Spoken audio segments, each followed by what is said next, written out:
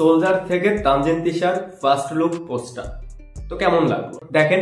Soldier team থেকে আমরা এখন পর্যন্ত যা যা পেয়েছি এর মধ্যে একটা গ্লিমস ছিল, শাকিব খানের একটা লুক ছিল, এন্ড নাও তানজিন তিশার ফার্স্ট লুক। তানজিন তিশার এই ফার্স্ট লুক পোস্টারটা নিয়ে যদি বলি, দেখেন এইটা আমার কাছে অতি অসাধারণ কিছু মনে হয়নি, খুবই অর্ডিনারি একটা পোস্টার।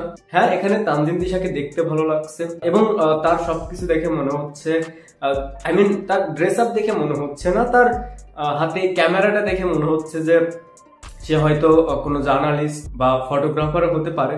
তানজিন তিশাকে অবভিয়াসলি দেখতে ভালো লাগছে, বাট ওভারঅল বললে এটা একটা অর্ডিনারি পোস্টার, আহামরি কিছু দেখতে পাইনি।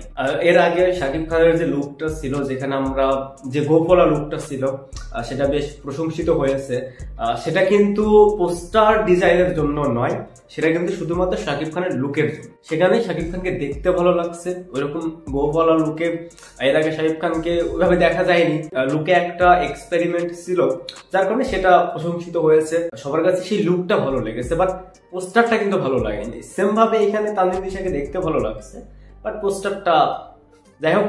দেখেন সোলজার আদৌ ডিসেম্বরে রিলিজ পাবে কি পাবে না এই বিষয়ে কোনো কনফার্মেশন নেই, যদিও তার আজকে যেহেতু তানজিন তিশার একটা ফার্স্ট লুক দিয়েছে, এটা একটা হিন্টস মনে হচ্ছে যে না, তারা রিলিজ করতে পারে। সোলজার সিনেমার ডিরেক্টর সাকিব ফাহাদ, এটাই তার ফার্স্ট কাজ উইথ মেগাস্টার শাকিব খান।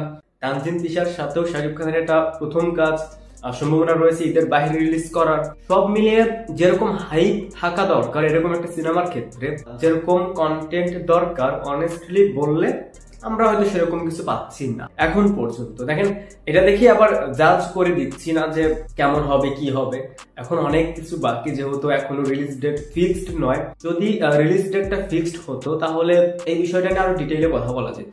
যাই হোক, এই তো আমার কাছে যেমন লেগেছে আমি সেটা শেয়ার করলাম। তো আপনাদের কাছে কেমন লেগেছে সেটা অবশ্যই কমেন্টসে জানাবেন।